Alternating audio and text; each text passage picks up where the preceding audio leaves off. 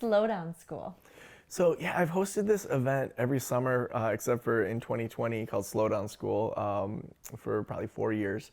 And it's great. So entrepreneurs fly into northern Michigan. We pick them up at our small Traverse City Airport in a big yellow school bus, and then take them out to this place right on Lake Michigan. And for a week, the goal is that we'll slow down first, and then we'll work on their business. And so on Sunday night, Monday, and Tuesday, I ahead of time tell them you're not going to be able to use your phone. So they have to set up systems. A lot of these people are mental health therapists, coaches. They've got a lot of people reaching out to them. Yeah. So they'll either have an assistant or they'll change their voicemail to say if there's an emergency, call Joe Sanok's phone. Here's the number. And then for 2 days, we genuinely slow down. We go hiking. I bring in massage therapists and yoga teachers. We play spike ball on the beach and skip stones. It's amazing. We have an executive chef there that has partnerships with farms. And so even the carrots, they have signs for every little thing on the salad bar. These carrots are from Jones Farm. And it's, I mean, we had a lady who was vegan that said it was one of the best weeks of vegan food she had ever had. And we had someone else on the other side that had a keto diet and stayed in ketosis the whole week. So I was like, we have arrived just from a food standpoint. So, but the idea is that when we slow down, we do our best work on the other side of that. And I still remember this one year, this guy, Michael Glavin. So Michael owns a counseling practice in the Chicagoland area. It's a great group practice. Does a lot of really wonderful couples work. And he's done this for a number of years. And he was in this mastermind group with me. And for months, he would come and he'd have a hot seat, and he's supposed to have kind of been working on his book to kind of capture his modality. And he'd be brainstorming again about the book. And he wasn't taking the action he wanted to take in between his hot seats within this mastermind group. And the first morning on Wednesday, so we slow down on Monday and Tuesday. Wednesday morning, first morning, we're going to work on their business. I teach them this kind of sprint type, this way of sprinting, to get a lot done in a short period of time. And so they're these 20-minute sprints. They talk in a small group about what they're going to achieve during that. They can go inside, outside, wherever they're going to go with everything prepped. And then I ring a bell, and then ding. And then when the time's over, like, you have to just stop. So in Michael's first 20-minute sprint, he got his first 9 chapters of his book sketched out with 4 to 5 bullet points under each one. And it was amazing. It just flowed. And so this thing that had taken him months, that he was thinking, that he was pushing off, that there was other priorities, when he stepped back, he was able to get more done in a shorter period of time. And so what's been amazing to watch over the years, and I do a lot of kind of case studies on these people, because it's just been so incredible to see how they got a micro kind of experience in this 1 week of Slowdown School to see, I just took 2 days off. I went hiking, literally just hung out for 2 days. And then in 2.5 days, I got months worth of material done. And to see that, many people have said this was a springboard into how I now live my life or how I structure my life. And so they really got a kind of glimpse into when you slow down and genuinely step back, you're better able to get more done on the other side of it. It's almost like, I was thinking as you're describing that, like, so say that I'm an executive at an oil and gas company in Houston, and I have this big strategy project I need to get done, and I've needed to get done.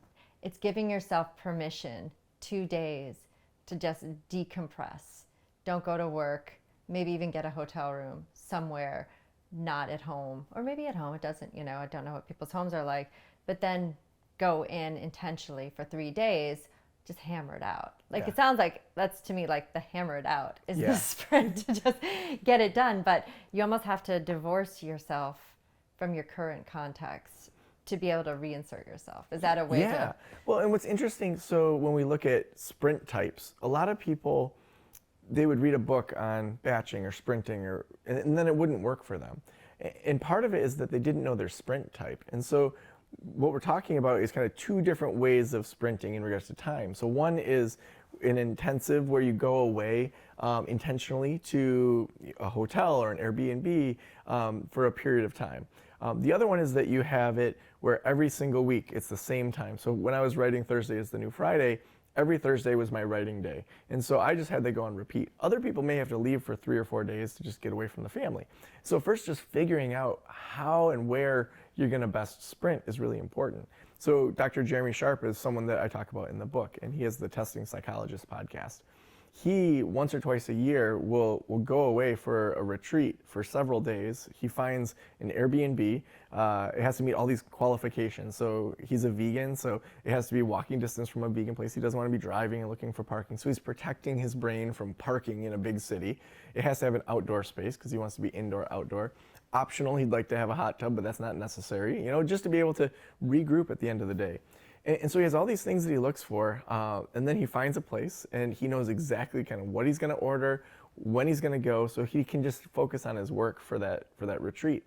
And so some people need that to go away and get a whole bunch done, and that may be one type of thing. So they may be working on just that report, like the oil and gas example, or they may say, here's the 3 or 5 things I want to achieve during this time. So they may need to have that kind of task switching as well.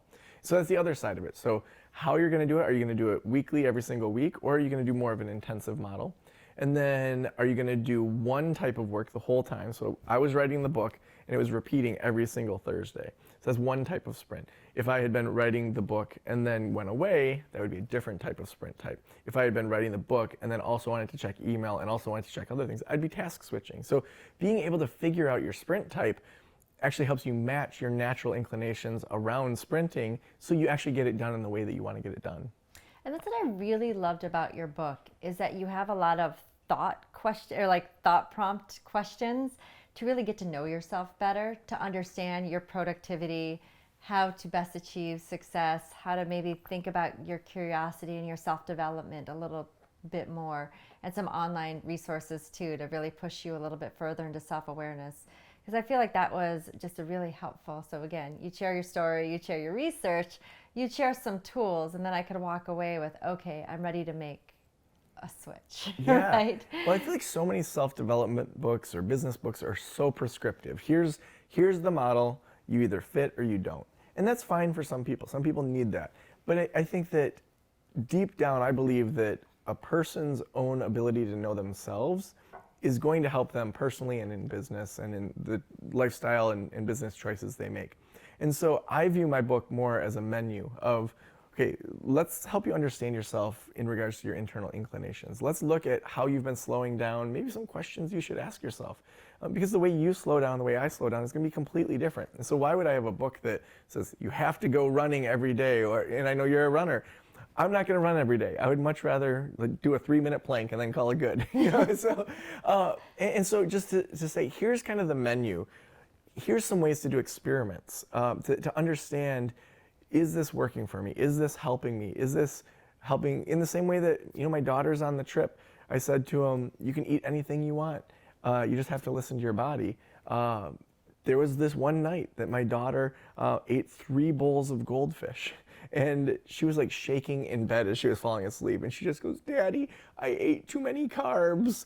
That teaches her differently than if I told her, those goldfish have a lot of carbs. You shouldn't eat 3 bowls of them. Now, I'm not going to let her eat 3 bowls every single night. There's a certain break point where you don't just let a kid eat anything. Come in. Yeah. But by the end of this trip, I remember we were at Starbucks and I was grabbing a coffee and I said, girls, you've been amazing today. You helped pack up. Do you want to have a cake pop? Usually their minds are blown over cake pops. And they both said, no, our bodies don't need cake pops today. It's like, oh my gosh. So adulthood is us making choices about ourselves and what feels good. And so really I take this book and I think through that and say, I want to help every adult become better at running their own life. Is that going to be me as an outsider, as their guru saying, this is how you do it? Or is it going to be me saying, I want to empower you as an individual to make Thursday the new Friday, to own your life, to be able to dive in and say, this isn't working. Because if I can teach someone the tools to adjust and do that over time, that's going to impact them more than saying, okay, here's the script. They're going to have to keep coming back to the well, and I'll have to keep writing more books, I guess. So maybe my publisher won't like that if I teach people actually how to live a life. But the idea is that you can then do these experiments over and over and adjust over time and keep refining your own life without having to just say, somebody else tell me what to do. No, you can be a full-grown adult and do this yourself.